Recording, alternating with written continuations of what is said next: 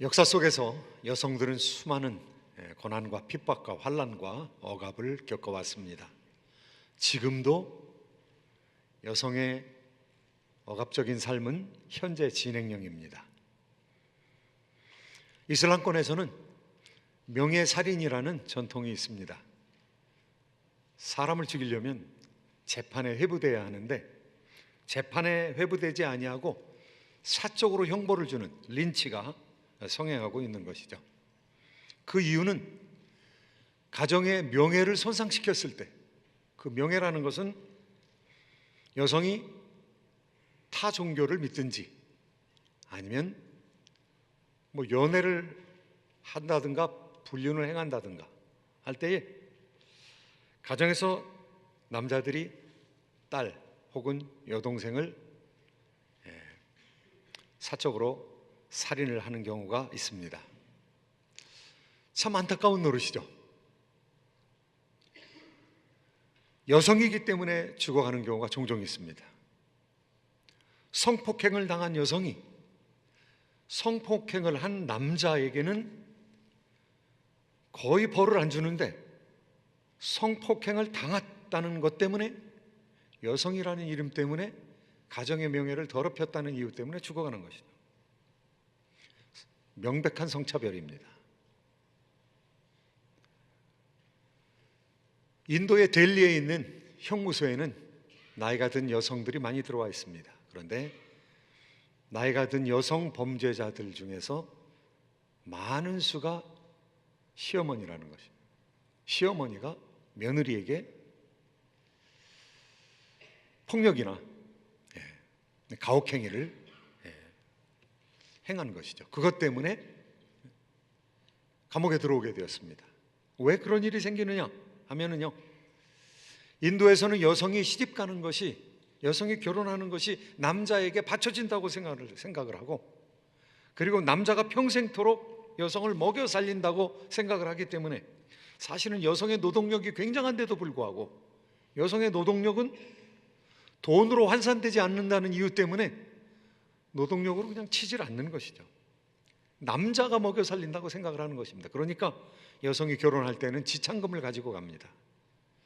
지참금을 한 번에 다 못 낼 때에는 결혼 전에 지참금을 내야 되고, 결혼하면서 지참금을 내고, 또 결혼한 후에 지참금을 내는, 결혼 지참금을 셋으로 나눠서 내야 되는 그러한 일들이 있습니다. 그런데 그 결혼 지참금이 충분하지 않을 때는 학대의 대상이 되는 것이죠. 시어머니가 며느리를 학대하게 되는 것이죠. 그러다가 폭력을 휘두르고 여성이 잘못되어서 시어머니가 유치장에 들어오게 되는, 감옥에 들어오는 그런 상황이 생기는 것입니다. 이거 하나님께서 만들어 놓으신 건가요? 하나님께서 여성에 대한 차별을 명하신 건가요? 오늘 성경 말씀을 잘못 이해하면 하나님께서 마치 남자와 여자 사이에 위계질서, 상하관계를 만들어 놓으신 것 같은 그런 느낌을 받게 됩니다. 하나님께서 과연 그렇게 만드신 걸까요? 그렇지 않습니다. 이것은 죄입니다. 하나님께서는 남자와 여자를 평등하게 창조하셨습니다. 그리고 지금도 남자와 여자를 평등하게 보시는 것이죠. 그런데 사람의 죄는 인간관계를 파괴시키면서 가장 가까운 관계, 아내와 남편, 남편과 아내의 관계를 파괴시켜버린 것이죠. 그 파괴된 실상을 하나님께서는 이렇게 예언적으로 표시하고 있습니다. 16절의 말씀 한번 같이 읽어보시도록 하겠습니다. 16절 함께 읽습니다. 시작. 또 여자에게 이르시되 내가 내게 임신하는 고통을 크게 더하리니 내가 수고하고 자식을 낳을 것이며 너는 남편을 원하고 남편은 너를 다스릴 것이니라 하시고, 마치 하나님께서 여성을 차별해도 되고 여성은 남자 아래 들어가 있다, 이렇게 생각하게끔 하는 명령을 하십니다. 하나님께서 그러신 분이십니까? 하나님께서 여성을 학대하시는 분이십니까? 다만 여성이 먼저 죄를 범했습니다. 그리고 여성을 통해서 죄가 들어오게 되었습니다. 그런데 이제 거꾸로 하나님께서는 너는 남편과 상의하지도 아니하고 너 독자적으로 판단을 해서 죄를 짓고 사단의 꼬임에 빠졌고, 그리고 너 남편에게도 범죄할 수 있는 기회를 만들어 주었으니까 이제 너는 남편의 권위 아래 들어가서 살게 될 것이다. 남편을 사모하면서 desire, 테시카라는 히브리어 단어를 사용하고 있는데요, 너는 남편을 사모하면서 살아가게 될 것이다. 너는 남편을 소유하기 위해서, 너는 남편을 동경하고 갈망하고 소망하고 욕망함으로 살아가게 될 것이다. 남편의 심리적으로 매이게 된다는 것이죠. 자유로웠는데 이제는 매이게 된다는 것입니다. 그리고 남편이 너를 다스리게 될 것이니라. 남편의 다스림 안에 있게 될 것이다, 이렇게 말씀하고 있습니다. 그런데 하나님께서 원래 생각하셨던 구조가 그런 구조일까요? 여자가 남편에 의해서 지배받는 그런 구조였을까요? 그것은 죄의 결과로 온 것입니다. 그것은 잠정적인 것입니다. 그것은 다시 복음 안에서 변화를 일으킬 수 있는 잠시 동안 주어진 것입니다. 성경에서 말씀하시는 하나님은 그러신 분이 아니라는 것입니다. 사람을 창조하되 하나님의 형상으로 창조했는데요, 하나님의 형상으로 창조하시되 남자와 여자로 창조하셨다. 삼위 하나님께서 동등하신 하나님이시거든요. 성부, 성자, 성령 하나님은 나누어지지도 아니하시고 혼합되어지지도 아니하신, 구별되었으면서도 완벽한 사랑과 이해와 일치와 동역과 협조의 관계를 유지하시는 동등하신 하나님이시거든요. 이것이 정통신앙이거든요. 그런데 하나님의 형상으로 사람들을 창조하시되 남자와 여자를 창조하시고, 남자와 여자가 평등성을 유지하는 것은 하나님의 창조의 법칙입니다. 그런데 창조의 법칙이 죄 때문에 깨어진 것이죠. 죄가 들어오고 나서 사람들은 이제 자기 생각에 의해서 살아가게 되었습니다. 하나님의 말씀과 하나님의 축복에 의해서 살아가는 것이 아니라 하나님과 단절 현상이 일어나게 되니까 자기 나름대로의 생각으로 살아가게 되는 것입니다. 제 눈의 안경이죠. 자기 생각대로 살아가게 되는 것입니다. 자기 사상으로, 자기 세계관으로, 자기 철학으로, 자기의 생각으로 살아가게 되어 있는 것입니다. 그래서 그 생각들을 체계화시킨 것들이 사상이고 철학이고 종교이고 그렇습니다. 이슬람교의 안경을 쓰고 나서는 사람의 평등성을 인정할 수가 없습니다. 남자의 평등성을 인정할 수 없습니다. 유교의 안경을 쓰고 나서는 복음에서 얘기하는 남녀관계의 평등성을 이해할 수가 없습니다. 많은 사람들이 나는 예수 믿는다, 그러니까 구원받았다, 구원받았을 수도 있습니다. 그런데 구원받은 사람들이 자기의 인습을 바꾸는 데는 한참 동안의 시간이 걸리는 것이죠. 컨버트가 필요한 것이죠. 회심이 필요한 것이죠. 예수 믿는 사람도 회심이 필요합니다. 왜냐하면 구습을 그대로 가지고 있으니까요. 존 스타트 목사는 한국에 오셔서 한국에 있는 여러 목회자들은 본인들은 예수 그리스도의 제자라고 하는데 실제로는 공자의 제자다, 이렇게 얘기했습니다. 공자의 안경을 유교의 안경으로 사회를 바라보고 있다는 것이죠. 유교의 안경은 결정적으로 우리 기독교와 다른 것은 평등의 안경이 아닙니다. 그것은 위계 질서의 안경입니다. 이 세상 사람들이 다 위계 질서 안에 있다고 생각을 하는 것이죠. 상하 관계 속에 있다고 생각을 하는 것이죠. 그래서 유교를 신봉하는 사람은 사람 위에 사람 있고 사람 밑에 사람 있는 것입니다. 유교를 신봉하는 사람은 가장 위에는 정치가가 있다고 늘 생각합니다. 그리고 정치가에게 충성해야 된다고 생각하는 것이죠. 아주 존재론적으로 위에는 왕이 있고 그 다음에는 문무백관, 양반들이 있고 그 밑에는 선비가 있고 농업하는 사람, 공업하는 사람, 상인들이 제일 바닥이고, 그리고 그 밑에는 중인들이 있고 역관이 있고 또 그 밑에는 천민들이 있다, 이렇게 생각했던 것입니다. 사회를 계층으로 생각했던 것이죠. 그러니까 유교적인 세계관을 가지고 있는 사람은 누가 내 위에 있고 누가 내 밑에 있느냐, 이게 너무 중요한 것이죠. 때때로는 필요할 때도 있지만 그러나 사람을 평등하게 보지를 못하는 것이죠. 그래서 유교적인 세계관을 가진 사람들이 사람을 볼 때는 키재기를 합니다. 내 위치가 어딘가.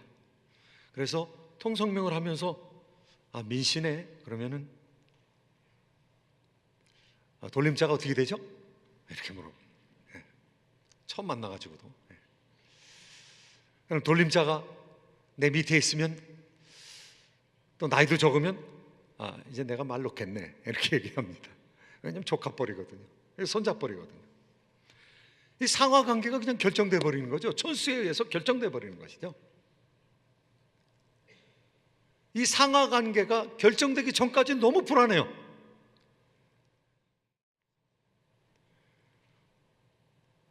물론 남자도 고통을 당했겠지만은 여성들을 받아줘야 될 거 아니에요. 그런데 위안부 가운데서 돌아온 사람 거의 없습니다. 병자호란 때 끌려갔던 여성들이 돌아와 가지고요 많이 자결했습니다. 친정으로 갔습니다. 친정으로 가서 뒷방에서 시들어갔습니다. 많은 사람들이 너무 많이 자결을 하니까 조정에서 문제가 되었습니다. 그래서 냇가에 커다란 솥을 걸고 그리고 물을 데워서 그 물에 목욕하는 사람은 과거가 다 청산되었다고 믿고 새 생활을 해라. 과거를 잃어버리니까 200년 만에 과거가 다시 반복되는 거예요. 이거 절대로 잊어버리면 안 됩니다. 치욕스럽더라도 기억해야 됩니다. 그런데 글렌데일 시에서 소녀상을 만들어주니 얼마나 눈물나게 감사한 일입니까? 그거를 아직까지도 한 번도 안 가본 분들은 회개해야 됩니다. 이 사람들이 그냥 기억해 준 것이 아니라 자신의 아픔이 있었기 때문에 기억해 주는 것이죠. 자기들도 20세기 초반에 많은 사람들이 죽었죠. 많은 지식인들이 죽고요. 이 알메니안 사람들이 이곳에 망명 와가지고 이거 글렌데일에 많이 정착하게 되었습니다. 그러면서 우리가 당한 아픔을 이해해 준 것이죠. 그래서 일본 사람들이 돈 들어가면서 반대하고 있는데 계속 공격하고 있는데 계속 유지하는 것이죠. 그런데 그 사람들은 기억하는데 같은 종족이 된 우리가 이거 창피하게 생각한다면 그게 창피한 것이죠. 역사를 모르는 사람은 자기가 동일한 일을 저지르거나 당하게 되기 때문에 그렇습니다. 우리가 힘 있다고 이제 교만해져 가지고 사람이 평등하게 창조된 것을 직시하지 못하고 우리가 가해자가 될 때가 있는 것이죠. 과거를 기억하지 못하면 가해자가 되거나 피해자가 되거나 또다시 반복되는 것입니다. 이 세상입니다. 그런데 예수 그리스도는 그렇지 않다는 것이죠.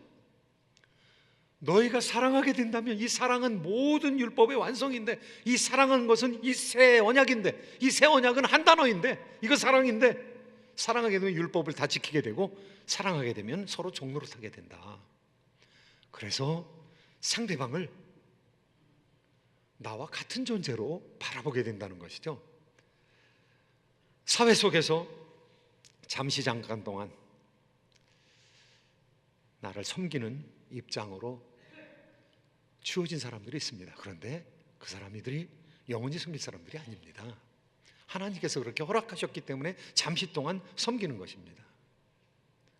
회사원들을 통해서 도움을 받을 수 있게끔 하나님께서 사회적인 구조를 통해서 우리가 섬기거나 섬김을 받는 그런 위치에 있게 하여 주신 것이죠. 그거 영속되는 것이라고 생각하면 절대로 안 됩니다. 저는 어른들이 하는 얘기를 들었습니다. 어른들이 이전에 굉장히 어렵게 살다가 잘된 사람들, 이런 사람들을 저거 옛날에 우리 머슴이었는데, 머슴의 아들이었는데, 저는 이런 얘기하면은요, 그럼 그 사람이 처음부터 끝까지 영원까지 머슴으로 살도록 작정되어 있습니까? 하나님께서 그렇게 만들어 놓으셨나요? 아닙니다. 하나님께서는 잠시 잠깐 동안 어떤 사람의 수하에 맡기는 경우가 있습니다. 그런데 하나님께서는 모든 사람이 평등한 것이 하나님의 원하시는 뜻이지 사람을 억압적인 세상 가운데 가둬놓은 것이 아니죠. 인간적인 제도 가운데선 상하관계가 가장 뚜렷한, 제가 군대 생활을 한 2년 동안, 그리고 2년 동안은 훈련을 받으면서 생활했던 적이 있습니다. 제 소대에 30명의 사람이 주어졌습니다. 근데 30명의 사람들 가운데서 제 초등학교 동창 하나를 보내주었습니다. 그러니까 저희 집에서 학교로 가는 길에 그 중국 무술 도장이 있었는데 그 중국 무술하고 중국 무술 배우던 영근이가 제 소대로 왔어요. 하나님께서 이거 참 기가 막힌 운명이다. 그 영근이가 저한테 계속해서 존댓말을 했어요. 존댓말을 하게끔 구조가 그렇게 주어졌습니다. 제가 언젠가는 탄약고로 데려왔습니다. 탄약고로 데려가가지고 탄약고에는 아무도 들어오는 사람이 없으니까 야 영근아, 네 친구다, 이제 말 놔라.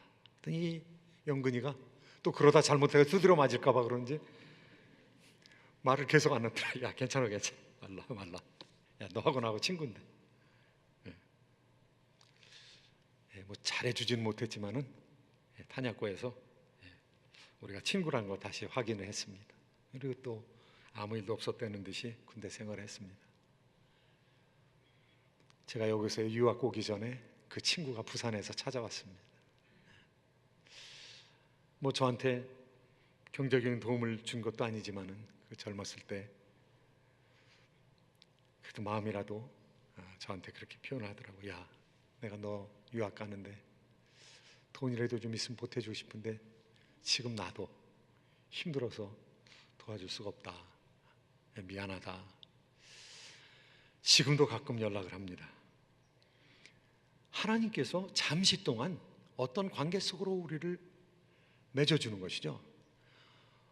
우리의 종업원들이 다 그렇게 살라고 하나님께 결정해 주신 것이 아닙니다. 우리 교회에서 만나는 관계가 상하관계가 아닌 것은 물론이요, 그리고 교회에서 지금 어려운 분들이 다시 회복될 수 있는 하나님의 역사는 충분히 일어날 수 있죠. 그러니까 인간관계가 고정된 것으로 생각하면 안 됩니다. 평등한 관계이고 각기 기능이 좀 다를 뿐입니다. 하나님께서 그 사회 속에 우리를 밀어넣기 때문입니다. 그래서 그곳에서 연단을 받게 하시기 때문입니다. 마지막으로 우리가 생각해 볼 것은 남자와 여자의 평등성입니다. 남자와 여자의 평등성이, 남자가 머리라고 성경에서는 가르치고 있는데 그럼에도 불구하고 유지될 수 있겠는가? 가장 잘못 해석되고 있는 성경 규절 중에 하나를 우리가 살펴보면서 하나님께서 우리 가운데 어떤 인간관계를 요구하시는가를 살펴보면서 또 남녀관계도 한번 짚어보기를 원하는 것이죠. 고린도전서 11장 3절 말씀입니다. 같이 한번 읽도록 하겠습니다. 고린도전서 11장 3절 말씀 함께 읽습니다. 시작. 그러나 나는 너희가 알기를 원하노니 각 남자의 머리는 그리스도요 여자의 머리는 남자요 그리스도의 머리는 하나님이시라. 이 말씀을 여러분 어떻게 해석하십니까? 이 말씀은 하나님께서 이 세상 가운데 이 디바인 하이어라키, 이 신성한 위계질서, 신성한 상하관계를 만들어 놓은 것처럼 지금 표현하고 있습니다. 제일 꼭대기에는 하나님 아버지, 마치 유교적인 관점처럼 제일 위에 왕이 있고 임금이 계시고 그 밑에 양반이 있고 뭐 중인이 있고 뭐 이런 것처럼 제일 위에는 하나님 아버지가 계시고 그 밑에 그리스도가 있고 그리스도의 머리는 하나님 아버지시다. 그리고 그리스도가 머리 되시고 몸 되는 것은 남자이다, 남편이다. 남편의 머리는 예수님이시다. 그리고 여자의 머리는 남자다.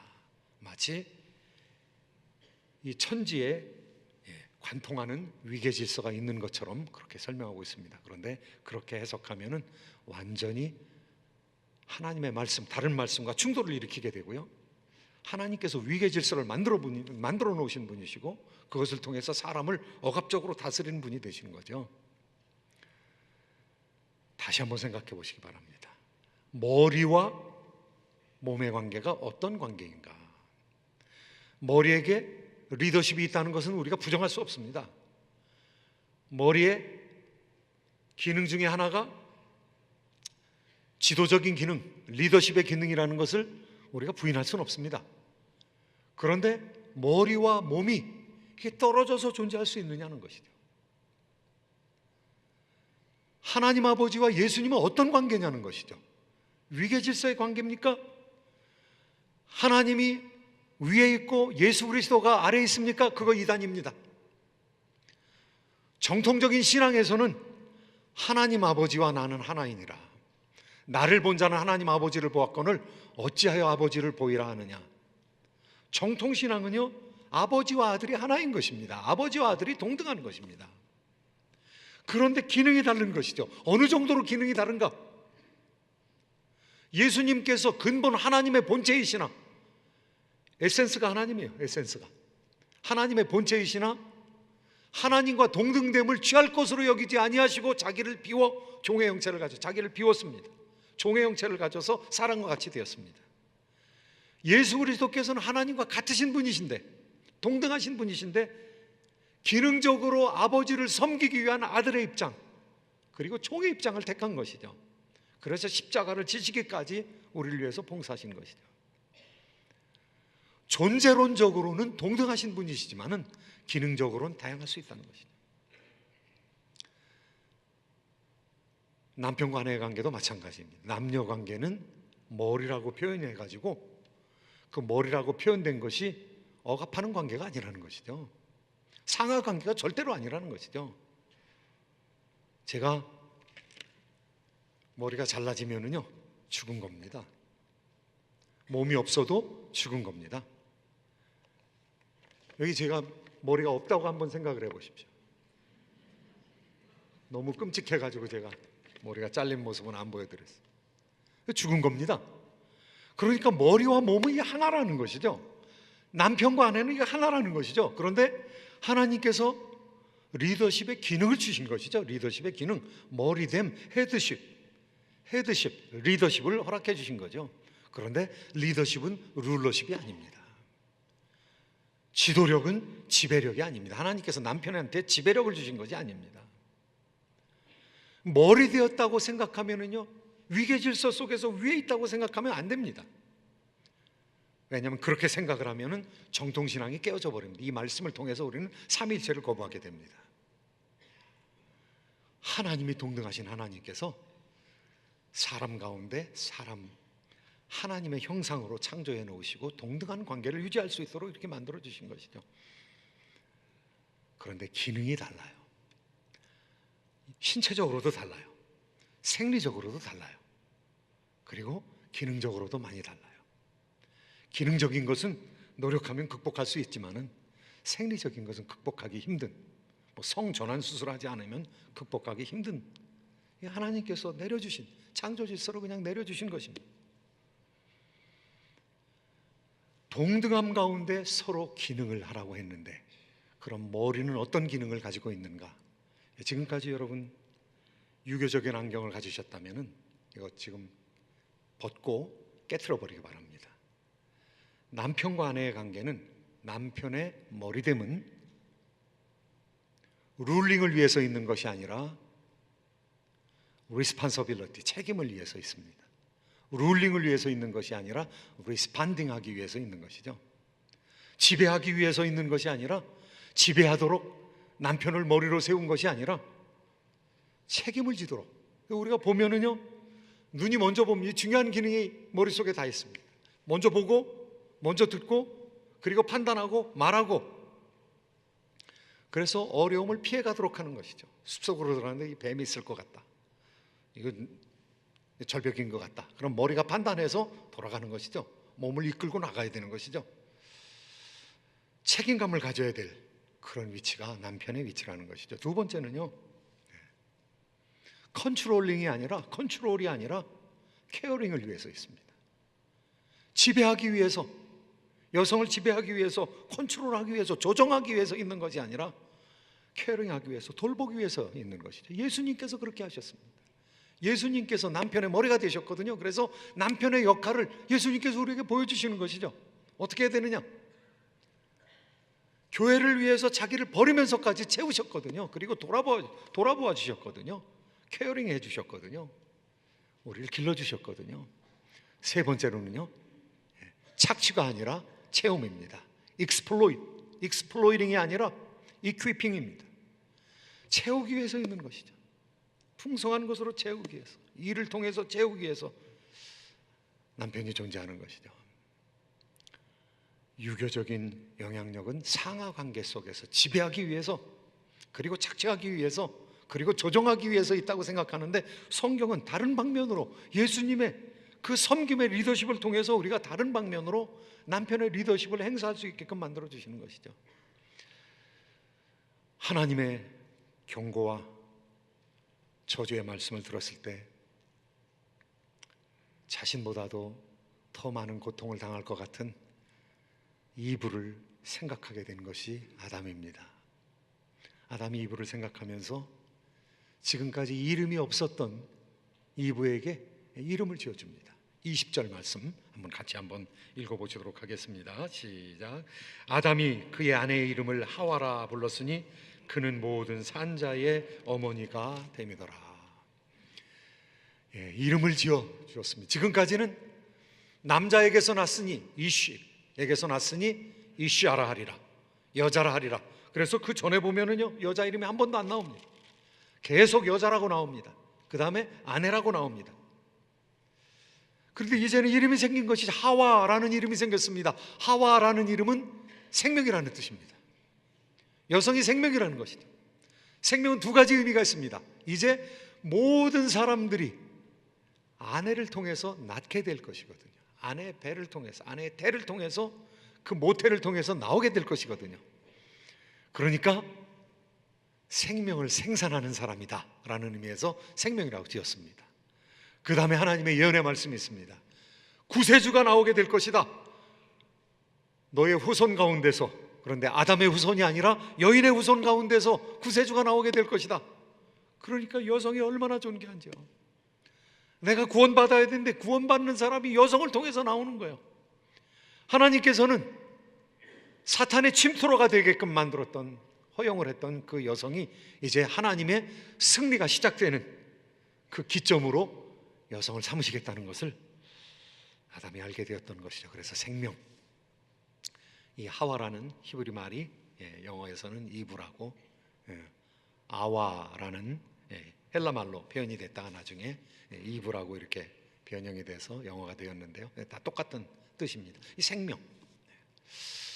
하나님께서는 아담을 통해서 여인의 이름을 짓게 하면서 여성이 얼마나 중대한 역할을 할 것인가, 여성을 통해서 벌어지는 영적인 소망을 갖게끔 하는 것이죠. 메시아가 올 것을 기대하게끔 하는 것이죠. 그리고 여성을 통해서 비록 죽은 자들이 생산되지만 그들이 다시 하나님 안에서 회복되기를 바라는 마음으로 여성을 바라보게 되는 것이죠. 사랑하는 성도 여러분, 남자와 여자의 관계는 모든 인간관계의 기초입니다. 우리가 아내를 어떻게 보느냐, 남편을 어떻게 보느냐, 이것은 우리가 이민족을 어떻게 보느냐, 우리 교회에 있는 성도들을 어떻게 보느냐, 그리고 사회 속에서 우리가 부딪힌 사람들을 어떻게 보느냐, 수단입니까? 돈 벌게 해주는 수단입니까? 우리가 항상 높아서 계속해서 도와줘야 할 사람입니까? 선교지에 우리가 무슨 마음을 가지고 나가야 되겠습니까? 계속 도움만 받아야 되는 사람들로 정착되어 있으면 좋겠습니까? 과테말라 사람들은, 마야 인디언들은, 아즈텍 인디언들은, 그리고 잉카 인디언들은 계속해서 종의 상태에 있어야만 되겠습니까?